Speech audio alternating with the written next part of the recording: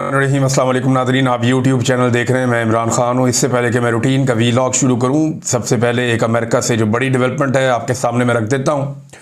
Different चीज़ें America में होती रही हैं और डोनाल्ड ट्रंप की हुकूमत आने के बाद लोगों ने ये उम्मीद की थी कि पाकिस्तान में इंसानी हकूक़ की खिलाफ वर्जियों के ऊपर कोई मामला उठेगा। एक जो विल्सन का बिल है जो पेंडिंग पड़ा हुआ है, अभी देखते हैं उसमें क्या होता है। दूसरी जानब पाकिस्तान की हुकूमत ने अमेरिकन सरमायाकारों को इस बात का लालच भी दिया कि आप आएँ और आकर पाकिस्तान में मादनियात के शोबे में सरमायाकारी करें। SIFC आपको बहुत सपोर्ट देगी और उसके हवाले से जो सूबाई हुकूमतों में कवानीन भी पास करवाए जा रहे हैं, कानून साजी भी हो रही है। अब एक नई डेवलपमेंट है अमेरिका में और ये बड़ी कार्रवाई है। इंसानी हकूक़ का एक कमीशन है वहाँ पे अमेरिका में, इसमें ट्रांसनेशनल रिप्रेशन का मामला उठाया जाएगा। ये the Tom Lantus human rights commission of United states Congress, ये बहुत इंपॉर्टेंट एक कमीशन है और इंसानी हकूक़ के हवाले से काम करता है अमेरिका में। देखिए, इससे पहले जितनी भी कांग्रेशनल हेयरिंग्स हुई थी उनका तरीकाकार क्या था। आप जाते हैं किसी कांग्रेसमैन को मिलते हैं, एक और को मिलते हैं, आप उन्हें कहते हैं जनाब कि हम ये चाहते हैं कि अपने दुखड़े आपको सुनाएं। पाकिस्तानी ये करते थे, तो उसमें वो ये कहते हैं जी ठीक है, हम अपने साथियों से बात करते हैं। वो और 2 4 5 10 लोगों से बात करते हैं, ये सारे इकट्ठे होते हैं कमेटी रूम में। पाकिस्तानी जाते हैं और जाकर इनको बताते हैं कि पाकिस्तान में हमारे साथ क्या हो रहा है। ये था माजी का पैटर्न, लेकिन इस मरतबा ये मामला स्पेसिफिकली एक ऐसी कमेटी के अंदर जा रहा है या एक इस तरह के कमीशन में जा रहा है जो कमीशन बनाई इस काम के लिए कि पूरी दुनिया के अंदर इंसानी हकूक़ की खिलाफ वर्जियों को वो देखता है। अब यहाँ पे ये बड़ा संजीदा मामला है और बड़ी संजीदा हेयरिंग होने जा रही है। ये हेयरिंग मेरी इत्तला के मुताबिक मई में होनी थी, लेकिन मई में ये हो नहीं पाया। पाकिस्तानियों ने इस पर बड़ी मेहनत की है, इस पर जुल्फी बुखारी ने बड़ी मेहनत की है, एक डॉक्टर साहिबा हैं जो पाक पैक की हैं, उन्होंने बड़ी मेहनत की है, 2 4 और लोग हैं उन्होंने मेहनत की है, शहबाज गिल ने इसमें बड़ी कोऑर्डिनेशन की है। तो इन लोगों ने जोर लगा के तो अब इसको यकीनी बनाया है और बड़े ज़बरदस्त किस्म के लॉयर्स भी इसमें शामिल हैं। इंसानी हकूक़ के दीगर कुछ लोग हैं वो भी इसके अंदर शामिल हैं, मैं सबके नाम अभी नहीं लूँगा।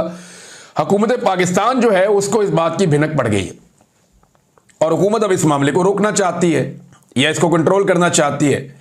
ये मई में होना था, लेकिन चंद वजूहात की बिना पर अवेलेबिलिटी नहीं थी, तो ये जून में चला गया। अब ये जून के आखिर में किसी वक्त ये कमीशन एक इजलास बुलाएगा और इस पर हेयरिंग की जाएगी। वो लोग जिनमें पाकिस्तान में बड़ी ज्यादतियाँ हुई, जिन लोगों के साथ जिन्हें जबरी तौर पे लापता किया गया, गुमशुदा किया गया, टॉर्चर किया गया, कारोबार को तबाह किया गया, फैमिली अरकान को उठाया गया, जिन लोगों के साथ जुल्म और ज्यादती पाकिस्तान में हुई, वो लोग जाकर इस कमीशन को अपनी तफसीलात बताएंगे। बहुत सारी चीज़ें ऑनलाइन इनको दी जाएंगी, बहुत सारी चीज़ों के शवाहिद और सबूत इनको दिए जाएंगे। ये सीरियस है। वजह यह है कि इनकी रिकमेंडेशन के ऊपर अमेरिका काम करता है। ये अब कोई सेनेटर वैसे नहीं सुनने जा रहा, ये बाकायदा एक बड़ी important the Tom Lantus human rights commission of United states Congress है और इसका इंपैक्ट होता है। जो लोग इसको जानते हैं उन्हें आइडिया है। तो अब देखना यह है कि इसका नतीजा क्या निकलता है, या हुकूमत इसके खिलाफ कुछ कर पाती है या नहीं कर पाती, एक बड़ा सवाल है। आज नाज़रीन 25 मई है, एतवार का दिन है जब आप ये वीडियो सुन रहे हैं। मैंने जब ये अपलोड की है, हो सकता है आप मंडे की सुबह सुन रहे हो। तो पाकिस्तान में जो जुल्म और बर्बरियत का बाकायदा आगाज हुआ था ना, जो प्रैक्टिकली पाकिस्तान की एस्टेब्लिशमेंट ने पाकिस्तान की आवाम को डंडा फेरना शुरू किया था, वो आज से ठीक 3 साल पहले 25 मई 2022 को फेरना शुरू किया था। हमने पहली मरतबा देखा, उस वक्त आर्मी चीफ जो है जनरल बाजवा थे और वो जिद में आ गए थे। जनरल नदीम अंजुम जो है वो DG ISI थे। ये लोग जिद में आ गए थे कि हमने हुकूमत गिराई है। अवाम की क्या जरूरत है कि वो आए और कहे जी आपने गलत किया। तो अवाम को फेंटा लगना शुरू हो गया था, गाड़ियां तोड़ी जा रही थी, अमलाक को नुकसान पहुंचाया जाए। पहली दफा देखा हमने कि सरकारी अफसरान जो है या पुलिस वाले जो है या एहलकार, वो अवाम की अमलाक को नुकसान पहुंचा रहे हैं, गाड़ियां तोड़ रहे हैं और लोगों से पुरअमन एहतजाज का हक पहली मरतबा ऐसा लगा कि पूरी तरीके से छीन लिया गया। माजी में भी होता था, लेकिन इस तरह के मनाजिर हमने माजी में नहीं देखे थे कि पुलिस वाले ही गाड़ियां तोड़ रहे हैं। इस तरह के मनाजिर हमने पहली दफा देखे, यास्मीन राशिद साहिबा वाले और या बाकी मनाजिर आपको सारे याद होंगे। तो बर्बरियत का एक्चुअल जो आगाज हुआ था 3 साल पहले, वो आज के दिन में हुआ था। लेकिन देखें, ये 3 साल गुजर गए और 3 साल में पॉलिटिकल पार्टी की पूरी शेप बदल गई। आज वो एक बहुत मजबूत पॉलिटिकल पार्टी है, बड़ी मकबूल पॉलिटिकल पार्टी है उसके लोग मार ज़्यादा खा सकते हैं, उसके लोग जो है उनकी कुव्वत बर्दाश्त ज़्यादा है, उसके लोग जो है वो अपने नज़रिए के साथ, अपने लीडर के साथ उनकी कमिटमेंट पहले से बहुत ज़्यादा बढ़ गई है। और ये 3 साल का कारनामा मैं एस्टेब्लिशमेंट के खाते में ही डालूंगा, और किसी के खाते में तो डाल नहीं सकते, क्योंकि इन्होंने ये फैसला किया था कि मारो इनको। उस वक्त लाहौर में एक सेक्टर कमांडर होते थे ISI के जनरल ब्रिगेडियर राशिद, इनका भी बड़ा अहम किरदार होता था उन दिनों में। आजकल किधर है, कहीं नहीं है। जनरल बाजवा भी रिटायर, जनरल नदीम अंजुम भी रिटायर, ये जो अभी आर्मी चीफ फील्ड मार्शल या DGI से ये भी रिटायर हो जाएंगे एक दिन। लेकिन ये लोग फिर तारीख के उस हिस्से में चले जाते हैं जहां पे ये सोचते होंगे ना बैठ के कि यार ये हमने क्या किया। जनरल बाजवा आज लोगों को टेलीफोन्स करते हैं, एक एक 1.5 घंटा फोन करते हैं। मैंने कोई 1.5 पौने 2 घंटे की एक कॉल मैंने सुनी एक बंदे के पास बैठ के। मुझे ऐसा लगा कोई ज़हनी मरीज कॉल कर रहा है जो ये बताना चाहता है कि मैं इतना बुरा नहीं हूं जितना लोग मुझे समझ रहे हैं। कादी फायदिसा की हालत आप देख लें। तो जब कोई कुर्सी पे बैठा होता है तब उसे समझ नहीं आती, लेकिन समझ एक दिन आ ही जाती है। मारंग बलोच ने जवाब दिया है DGI-SPR को, क्योंकि DGI-SPR ने मारंग बलोच के बारे में बात की थी। मारंग बलोच का जवाब आ गया जेल से, उनके जो एक्स अकाउंट है उसके ऊपर शेयर किया गया। उन्होंने कहा बलूचिस्तान में तशद्दुद पे और DGI-SPR दोनों चीज़ों पे मेरा जवाब। वो ये कहती हैं कि मुझ पर दहशतगर्दों की प्रॉक्सी होने का एक बार फिर इल्ज़ाम लगाया DGI-SPR ने। ये संगीन और बार बार लगने वाला इल्ज़ाम है और ये बगैर सबूतों के मेरे ऊपर लगाया जाता है। गैर मुसद्दका दावों का ये नमूना DGI-SPR के अवामी बयानात की एक परेशान कुन पहचान बन गया है कि DGI-SPR अवामी सतह पे ऐसे बयानात मेरे खिलाफ या वैसे देते रहते हैं जो उनकी पहचान बनता जा रहा है, इसके सबूत कोई नहीं है। उन्होंने कहा कि जाफर एक्सप्रेस हाईजैकिंग वाकये में मारे गए दहशतगर्दों की लाशें लेने आई थी, ये मेरे पे इल्ज़ाम लगाया गया। लाशें ढूंढने वाली मैं कौन होती हूँ, ये भी मेरे पे इल्ज़ाम लगाया गया। तो मैं ज़रा वादे कर दूँ इस मामले को कि मखसूस प्रेस कॉन्फ्रेंस का बड़े पैमाने पर गलत इस्तेमाल किया गया। ये मारंग बलोच ने की थी मार्च में। मनगढ़ंत और मेरे पैगाम को मसक करने के लिए मेरी बातों को सियाको सबाक से हटाकर पेश किया गया। और अंग्रेजी में इन्होंने वैसे ये ट्वीट किया हुआ है, तो अल्फाज को जरा थोड़ा ऊपर नीचे हो जाएंगे मैं, क्योंकि इसको ट्रांसलेट करके आपको बता रहा हूं। उन्होंने कहा जी मेरा मुतालबा तशद्दुद की हमायत नहीं था, ना मैंने कभी तशद्दुद की हमायत की है। मेरा मुतालबा सिर्फ शफाफियत था। अब इन शॉर्ट में आपको ये बताता हूं कि 12 दहशतगर्दों के नाम तो आ गए थे, वो कहती हैं। तो 12 दहशतगर्दों के साथ जो बाकी लाशें रात के अंधेरे में दफनाई गई बलूचिस्तान कोयटा के कासी कब्रिस्तान में, मैं जानना चाहती थी वो कौन लोग हैं। यानी 12 तो दहशतगर्द है ना, या वो अस्करियत पसंद है। वो उनकी एक तरफ लोग अस्करियत पसंद कहते हैं, एक तरफ दहशतगर्द कहते हैं, लेकिन जो भी हैं वहां पे उनके लोगों ने ये कहा कि जी ये 12 बंदे हमारे हैं, और ये रियासत ने भी कहा जी ये 12 बंदे उनके हैं। उसके अलावा जो बाकी बंदे दफनाए गए उस पर मारंग बलोच का कहना है कि ये इंसानी हकूक के तहत या पूरी दुनिया के अंदर एक राइज तरीकाकार है कि लोगों को पता चलना चाहिए, उनकी शनाख्त का पता होना चाहिए जिसको दफन किया जा रहा है। हमें ये, मैं ये बार बार कह रही थी, मारंग बलोच का ये कहना है कि ये जो बंदे दफन किए गए हैं नामालूम अफराद के तौर पे, इनके बारे में बताया जाए कि ये बंदे कौन हैं, इनकी शनाख्त की जाए, या जिन लोगों के प्यारे लापता है वो आए और आके ढूंढें और बताएं जनाब ये उनके प्यारे हैं या नहीं है। बहरहाल ये जो है वो अब कह रही है कि मैं तो ये कर रही थी लेकिन मेरे ऊपर इल्ज़ाम लगाया जा रहा है।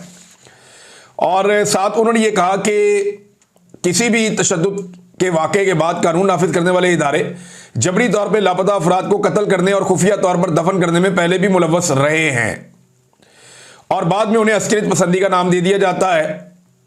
जाफर एक्सप्रेस केस में मुसल्ला ग्रुप के जिम्मेदारान ने इसमें मुलव्वस 12 अफराद के नाम और तस्वीर और तफसीलात अवामी तौर पर जारी की थी। इसके बावजूद 2 दर्जन से ज्यादा लाशें सिविल अस्पताल कोयटा में लाई गई थी। मेरा सवाल यह था कि बाकी लोग जो लाए गए हैं, लाशें लाई गई, ये कौन लोग हैं, इन्हें राजदारी में क्यों दफन किया गया, ये वो कह रही हैं जी मेरा सवाल था। एक वो ये कह रही है मेरे ऊपर बगैर सबूतों के इतना बड़ा इदारा, जब पाकिस्तान की इंटेलिजेंस एजेंसी की जानिब से भी इल्ज़ामात लगते हैं और सबूत पेश नहीं किए जाते तो ये हैरान कौन है। उन्होंने कहा मैंने जो भी किया इंसानी हकूक के मामलात के लिए किया और आलमी इक़दार पर मबनी एक तरीक़ाकार के तहत किया। मैंने मुसलसल तशद्दुद की मज़म्मत की है, चाहे वो गैर रियासती अनासर के जरिए हो या रियासत खुद करे। लेकिन बलूचिस्तान आज जबर का निज़ाम है, जबरी गुमशुदगियाँ हो रही हैं, नाइंसाफ़ी हो रही है, एहतसाब का अमल टूट चुका है। तो इनको मसाइल को हल करने के लिए रियासत बचाए, मसले हल करे, वो लोगों के ऊपर जो है वो इल्ज़ामात लगा रही है और उन लोगों पर जो सच बोलने की हिम्मत कर रहे हैं। आलमी बरादरी को इसका नोटिस लेना चाहिए। बलूचिस्तान के अवाम इंसाफ के मुस्तहिक हैं, इस किस्म की गंदी मुहिम के मुस्तहिक नहीं हैं, धमकियों के मुस्तहिक नहीं हैं, और सबसे बढ़ के ये कि वो बिला खौफ एक ज़िंदगी गुजारने के मुस्तहिक हैं मारंग बलोच। ये जनाब मारंग बलोच साहबा ने डीजी आईएसपीआर को जवाब दिया। अब देखते हैं कि डीजी आईएसपीआर इसके ऊपर मारंग बलोच को क्या जवाब देते हैं। लेकिन उन्होंने एक स्टेटमेंट दिया जो खबरों की जीनत बना। डीजी आईएसपीआर ने कहा कि वक्त आ गया है कि कश्मीर बनेगा पाकिस्तान। लेकिन डीजी साहब, ये नारा हम 70 साल से सुन रहे हैं। अयूब खान ने यह नारा लगाया था, हमने सुना। उसके बाद हमने सुना याया खान ने यह नारा लगाया, हमने सुना जनरल ज़ियाउल हक ने भी यही नारा लगाया, परवेज़ मुशर्रफ ने भी यही नारा लगाया, उनके बाद आने वाले दीगर जर्नैलों ने भी यही नारा लगाया। आज फील्ड मार्शल आसिम मुनीर की टीम भी यही नारा लगा रही है। तो नारे से तो कश्मीर ने आज़ाद नहीं होना। अभी ये जो इंडिया के साथ हालिया लड़ाई हुई है, इसमें कश्मीर का कितना हिस्सा हमारे पास आया? अगर ये सवाल हम पूछें तो हमें गद्दार डिक्लेयर कर दिया जाएगा। बहुत सारे टाउट्स ये कह रहे थे कि दर्जनों चौकियां, सैकड़ों चौकियों तक चले गए कि वो पाकिस्तान के कब्जे में है। अभी एक और टाउट को मैं सुन रहा था, बहरूपिये को, वो ये कह रहा था जी कि बहुत सारा मकबूजा कश्मीर का इलाका पाक फौज ने अपने कंट्रोल में ले लिया हुआ है, इस वक्त वो हमारे पास है। यार झूठ तो मत बोलो ना यार, जब लेंगे तो सेलिब्रेट करेंगे ना, सारे मिलकर करेंगे। अब जब नहीं लिया तो फिर आप ऐसी बातें क्यों कर रहे हैं जो हुई नहीं? और मेरी बात से कोई अपना दिल ना दुखाए। मेरे से ज्यादा कौन चाहेगा कि कश्मीर आजाद हो जाए? मेरा घर उधर भी है, मकबूजा कश्मीर में, बांडीपुरा में, तो मैं तो चाहूंगा कि वो आजाद हो जाए। जिन लोगों को हम नहीं मिल पा रहे 70-80 साल से, हमारे खानदान के लोग फौत हो गए इंतजार कर करके, हम उन्हें मिल पाएंगे तो हम तो ये चाहेंगे कि ये हो जाए। लेकिन ये बातों से होना नहीं है। ना इंडिया ने आपको प्लेट में रख के देना है, ना इंडियन हमले का जवाब देकर भी ये नहीं होना, प्रेस कॉन्फ्रेंस में भी ये नहीं होना। इसके लिए ना लड़ाई लड़नी पड़ेगी, इसके लिए चौकियां फतह करनी पड़ेंगी, इसके लिए आगे बढ़ना पड़ेगा और आपको दाखिल होना पड़ेगा मकबूजा कश्मीर में। अब अगर वक्त आ गया है तो हम उम्मीद करते हैं कि जल्द हम ये देखेंगे कि पाकिस्तान की फौज कहीं मकबूजा कश्मीर में दाखिल हो रही होगी और दाखिल होकर वो अनाउंस करेंगे कि मकबूजा कश्मीर आज़ाद हो गया। वैसे हमारी फौज का जो बनाने का वाहिद मकसद है, बड़ा मकसद, वो यही है। वरना पाकिस्तान और इंडिया की लड़ाई क्या है? जो वाहिद लड़ाई है वो कश्मीर के मामले पे है ना। कश्मीर हमारे पास होगा, इंडिया पानी भी नहीं रोक सकेगा, हमारी चीजें सारी सीधी हो जाएंगी। लेकिन यही कश्मीर इंडिया के कंट्रोल में, हमारा पानी भी खतरे में है और कश्मीरी भाई जो है उनकी जान भी खतरे में है। लिहाजा असल जो लड़ाई है ना वो पानी की है। ये बात आप सब याद रखिएगा कि जो हमायत का एक बड़ा हिस्सा है कश्मीरियों के साथ, उसका एक बड़ा रीजन जो है वो पानी है, क्योंकि वहां पे जो रहेगा वो पानियों पे कंट्रोल करेगा। और पाकिस्तानी पानियों पे अगर इंडिया कंट्रोल करेगा तो पाकिस्तान के लिए ये बड़ा इश्यू होगा। लोग अब वीडियोस बना बना के डाल रहे हैं कि जनाब दरिया किस तरह उतर गए हैं, जहां पे इंडिया ने पाकिस्तान का पानी रोका है, और ये एक तरह का एक्ट ऑफ वॉर है। इस एक्ट ऑफ वॉर को अब कैसे पाकिस्तान रिस्पॉन्ड करता है ये आने वाले दिनों में आपको पता चलेगा। डीजीआईएसपीआर ने एक और बात की तुलबा को कि आर्मी चीफ ने भारत को 26 जगह पर जवाब देने का फैसला किया। अच्छा, डीजीआईएसपीआर कह रहे हैं कि आर्मी चीफ ने फैसला किया कि भारत को 26 जगह पे जवाब देना है। जो नून लीग है वो ये कह रही है कि नवाज शरीफ ने ये सारी लड़ाई को डिजाइन किया और कैसे जवाब देना है नवाज शरीफ ने किया। भाई मेरा मशवरा ये है कि पहले आप दोनों आपस में बैठ के तय कर लें। कौम कंफ्यूज हो रही है कि ये जंग का फैसला और जंग का डिजाइन जो है ये फील्ड मार्शल ने किया या ये एवन फील्ड मार्शल ने किया। अवाम बहुत कंफ्यूज है, उन्हें बिल्कुल समझ नहीं आ रही कि एक्चुअली ये नवाज शरीफ साहब का कारनामा है या जनरल आसिम मुनीर का कारनामा है। तो दोनों अपने अपने लीडर्स को उठा रहे हैं। हालांकि देखिए, फौज का काम होता है लड़ाई लड़ना, एयरफोर्स ने जाके उनके तैयारे गिराए हैं। और जो पाकिस्तान की एक कामयाबी है, जिसको मैं एक बड़ी कामयाबी कहता हूं इस पूरी लड़ाई में, वो एयरफोर्स ने हासिल की है। जमीन पे हमने 1 इंच भी नहीं लिया, ना इंडिया ने 1 इंच लिया। हाँ, ये जरूर है कि इंडिया ने पाकिस्तान में सिविलियंस को शहीद किया और मसाजिद को शहीद किया, जबकि पाकिस्तान ने वहां पे मिलिट्री टारगेट्स को निशाना बनाया भारत के अंदर, और पाकिस्तान एयरफोर्स ने और पाकिस्तान के मिसाइल जो है उन्होंने जाकर अपने टारगेट्स को हिट किया। अब सवाल यह है कि इनमें से क्रेडिट किसको देना है कौम ने? कौम कंफ्यूज हो गई है कि किसने क्या किया। लिहाजा मियां साहब और आसिम मुनीर साहब बैठ जाएं और बैठ के फैसला करें कि कितना क्रेडिट किसने लेना है। डीजीआईएसपीआर कहते हैं कि आर्मी चीफ ने फैसला किया, नून लीग कहती है जी नवाज शरीफ ने ये वाला फैसला किया। एमएल वली खान साहब ने एक स्टेटमेंट दिया है फौज के हवाले से। और ये स्टेटमेंट मैं आपको पहले सुना देता हूं, पढ़ के नहीं, एमल वली खान साहब के अपने मुंह से सुना देता हूं, आप स्टेटमेंट बड़ा एंजॉय करेंगे। और ये अभी आर्मी चीफ से बगलगिरी भी उड़ते एक दिन पहले, जरा ये सुनिए। अगर ये स्टेटमेंट आप फर्ज करें इमरान खान दे दे या कोई और दे दे, पीटीआई का कोई रहनुमा दे दे यही वाला स्टेटमेंट, चलो जुनेद अकबर दे दे या कोई भी दे दे, तो उसके साथ क्या होगा। यानी ये स्टेटमेंट का जो पहला हिस्सा है, इतना बोला था सनम जावेद ने कि बॉर्डर पे जाओ, बॉर्डर पे जाओ, हमसे मत लड़ो, उनसे लड़ो, बॉर्डर पे जाओ, तो सनम जावेद को अभी तक जेल में रखा हुआ, इतना गुस्सा है। अब यही बात जरा इससे नेक्स्ट लेवल पे जाके चंगी उठा के किस तरह कर रहे हैं एमल वली खान, ये जरा आप सुनिए।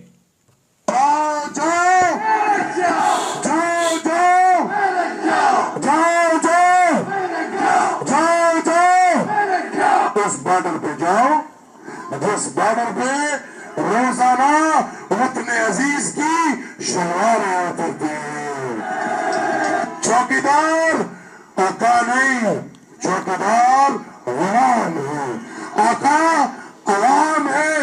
आप तहकीकाती कमीशन बनाए, मैं आपके पास एक नहीं, दो नहीं, तीन नहीं, 50 बंदे लेकर आऊंगा, जिससे कर्नेलों ने पैसों की फरमाइश की है। ले जी, ये सुना आपने, जाओ जाओ बॉर्डर पे जाओ, उस बॉर्डर पे जाओ जहां रोजाना वतन अजीज की शलवारें उतरती हैं।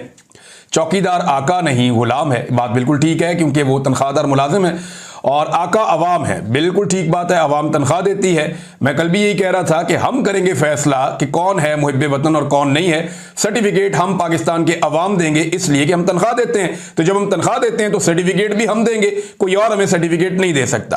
अब उन्होंने कहा कि आप तहकीकाती कमीशन बनाएं, मैं 50 बंदे लेकर आऊंगा जिनसे कर्नैलों ने पैसों की फरमाइश की है, यानी रिश्वत मांग रहे हैं। यूनिफॉर्म्ड ऑफिसर्स, मिलिट्री के कर्नल्स, 50 बंदे वो लेकर आएंगे। अब इनके ऊपर केस चलना चाहिए ना मिलिट्री कोर्ट्स के अंदर, जिन्होंने पैसे मांगे यूनिफॉर्म पहन के, बकौल एमल वली खान के। बहरहाल एमल वली खान साहब ने कहा, लेकिन आप देखिएगा ना ये गिरफ्तार होंगे ना इनके ऊपर मुकदमा होगा। लेकिन इतनी बात अगर कर दे अली वजीर तो देखिए कैसा हाल करते हैं। इतनी बात अगर कर दे मारंग बलूच तो क्या हाल करते हैं। इतनी बात कर दे अगर पाकिस्तान तहरीक इंसाफ की सनम जावेद या कोई और, तो देखें क्या हाल करते हैं। वैसे मरियम नवाज को बड़ा तगड़ा एक जवाब जो है वो अलीमा खानम साहिबा ने भी दिया है। ये मैंने आपको इसलिए सुनाया था कि आपको पता चले पाकिस्तान में ना 2 अलग अलग कानून चल रहे हैं। वो लोग जो मौजूदा मिलिट्री एस्टेब्लिशमेंट के साथ कोऑपरेशन कर रहे हैं और उनके साथ मिलकर बेनिफिशरी हैं सिस्टम के, रिजीम के, वो जितनी मर्जी गाली दें, चाहे फौज को दें, किसी को भी दें, उनको कोई कुछ नहीं कहेगा। लेकिन जो लोग मौजूदा मिलिट्री एस्टेब्लिशमेंट या मेन लोग जो हैं उनके और मौजूदा रिजीम के बेनिफिशरी नहीं हैं और वो उनसे टक्कर ले रहे हैं, वो चाहे थोड़ा सा भी बोल दें उन पे मुकदमा हो जाएगा। मिसाल के तौर पे पंजाब में अब गुंडा एक्ट लाने की तैयारी हो रही है। ये अंग्रेज दौर में हुआ करता था गुंडा एक्ट पंजाब में, और उस वक्त मुखालिफिन को कुचला जाता था। वैसे गुंडा एक्ट में बड़े गुंडे शुंडे भी काबू किए जाते थे, लोगों को निशाने इबरत बनाया जाता था। वही गुंडा एक्ट जो है वो अब पंजाब के अंदर इसका नफाज किया जाएगा। लगता है दहशतगर्दी एक्ट से इनका दिल भर गया है। अब होना तो ये, एक तो ये इन्होंने तस्लीम कर लिया कि गुंडागर्दी पंजाब में बढ़ गई है, लिहाजा गुंडा एक्ट लाना पड़ेगा बड़े लंबे अरसे के बाद। यानी ये 1930 में अंग्रेज के दौर का गुंडा एक्ट है, 100 साल के बाद आ रहा है मरियम नवाज के दौर में। कैसा कारनामा है आप अंदाजा कीजिए। गुंडा एक्ट आएगा जनाब मलका बरदानिया के दौर का, और अगर ये सियासी मुखालिफिन के लिए इस्तेमाल हुआ तो इसका मतलब बड़ा आसान है, दहशतगर्दी की दफार से दिल भर गया है। अब गुंडा एक्ट, दहशतगर्दी एक्ट खत्म करके गुंडा एक्ट ये लगा देंगे, तो लगा दें जनाब जो मर्जी। लोग सच बोलने से ना पहले घबराए हैं ना अब घबराएंगे। लोग पहले भी बात कर रहे थे, अब भी बात करेंगे। अलीमा खान साहब ने कहा, क्या मरियम नवाज भारत की साइड ले रही है? हमारे फौजी शहीद हुए हैं, एयरफोर्स के जवान शहीद हुए हैं, बेगुनाह बच्चे और खवातीन शहीद हुई हैं, और खवातीन शहीद हुई हैं, और ये खातून कह रही है नुकसान नहीं हुआ। मोदी और हिंदुस्तान ने हमला किया, लेकिन ये औरत कह रही है कि उसकी कोई अहमियत नहीं है। मरियम नवाज ने कहा ना कि वो कुछ भी नहीं था, ये पीटीआई ने किया जो किया है। यानी इनको ख्वाब में सोते हुए बिना इमरान खान और पाकिस्तान तहरीक इंसाफ नजर आती है, उसके अलावा इन्हें कुछ और दिखाई नहीं देता। अफसोसनाक वाकया नादरीन जो हुआ था खुसदार में, उसकी कुछ और तफसीलात है मेरे पास, इंतहाई अफसोसनाक। जो बच्चे शहीद हुए थे उस वाक़े में, बस के ऊपर जो खुदकुश हमला किया गया था, अब उनमें जो तादाद है बच्चों की वो 8 हो गई है बदकिस्मती से। पहले 2 तादाद पता चली, फिर 3, फिर 4, अब 8 की तादाद पता चल रही है, जिनमें 7 तालिबात हैं, हमारी बच्चियां हैं, और एक जो है वो तालिब इल्म है। ये इंतहाई अफसोसनाक वाक़या है। किसका गिरेबान पकड़े इनके माँ बाप, किसने ये किया और किसको कब कैसे सज़ा होगी, ये पाकिस्तान की सिक्योरिटी फोर्सेस को, इंटेलिजेंस अफसरान को जवाब देना चाहिए। लेकिन बच्चे शहीद हो रहे हैं, इंटेलिजेंस कहां पे है? ये बहुत बड़ा इंटेलिजेंस का फेलियर है। इंडिया में एक इंसिडेंट हुआ उनका पहलगाम का, उन्होंने अपनी इंटेलिजेंस एजेंसीज को लताड़ के रख दिया, अकाउंटेबल ठहराया, उन्होंने जवाब मांगा हुआ। उन्होंने यहां पाकिस्तान के अंदर जवाब ही कोई नहीं मांगता किसी से। इधर इंसान मर गया, कीड़ा मकोड़ा मर गया, एक ही बात है, कोई मुड़ के पूछता भी नहीं है। भाई बच्चे शहीद हो गए हैं, कोई तो इंटेलिजेंस फेलियर के लिए जिम्मेदार होगा, उसका नाम सामने लाइए, बताइए कि किसने क्या किया। अब ईरान में नादरीन बलूचिस्तान में एक सीनियर सहाफ़ी लतीफ़ बलोच साहब, उन्हें कत्ल कर दिया गया है। पाकिस्तान सहाफ़ियों के लिए दुनिया का ख़तरनाक तरीन मुल्क बनता चला जा रहा है और इसके ऊपर कोई तवज्जो नहीं दे रहा। दुनिया के जो टॉप 2-3 मुल्क हैं जहां पे सहाफ़ी सबसे ज़्यादा खतरे में है, उनमें से एक पाकिस्तान है। जबकि DGI SPR और आर्मी चीफ कहते हैं हमारा मीडिया आज़ाद है और बहुत बेहतर है। बेड़ा ही गर्क हुआ सर मीडिया का। लोग आज़ादी से बोल नहीं सकते, काम नहीं कर सकते, लोग सच्चाई बयान नहीं कर सकते, हकायक सामने नहीं रख सकते अवाम के, रखें तो उनके साथ क्या किया जाता है। अब एक और सहाफ़ी बलूचिस्तान में कत्ल हो गए हैं। नादरीन, राफेल के बारे में इंडिया से एक बड़ी इंटरेस्टिंग खबर आई है, अगले वीलॉग में आपको मैं बताता हूं। बड़ी इंटरेस्टिंग खबर है, आपको बड़ा मजा आएगा। लेकिन अब तक के लिए इतनी, अपना ख्याल रखिएगा, अपने इस चैनल का भी। अल्लाह हाफिज़।